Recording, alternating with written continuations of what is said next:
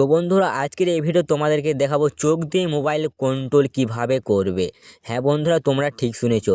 এই যে চোখ দিয়ে মোবাইল কন্ট্রোল একটা দারুণ একটা বিষয়। এই সেটিংটা করার পর আমি দেখলাম সত্যিকারে একটা দারুণ বিষয়। তো বন্ধুরা, তো এই যে তোমাদেরকে শেয়ার করবে এই ভিডিওটা।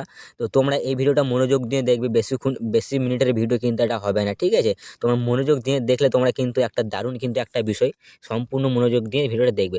তোমাদেরকে ছোট্ট একটা রিকোয়েস্ট করবে, ভিডিওটা লাইক করে না থাকলে অবশ্যই একটা লাইক করে দেবে, ঠিক আছে?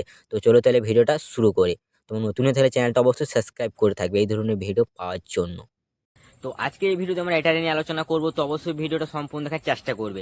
সম্পূর্ণ না দেখলে কিন্তু বুঝতে পারবে না, এই জন্য তোমাদেরকে বলছি ভিডিওটা সম্পূর্ণ দেখবে যাতে বুঝতে পারি। তো হ্যালো বন্ধুরা, নতুন হয়ে থাকলে চ্যানেলটা সাবস্ক্রাইব করে পাশে থাকবে। দেরি না করে ভিডিওটা শুরু করি। তুমি যে কোনো একটা ওয়েবসাইটে যাবে, তারপর সার্চ করে এই যে পিরিয়ড টুই বলে সার্চ করবে, তারপর তোমরা এখান থেকে এই ওয়েবসাইটে তোমরা ক্লিক করবে।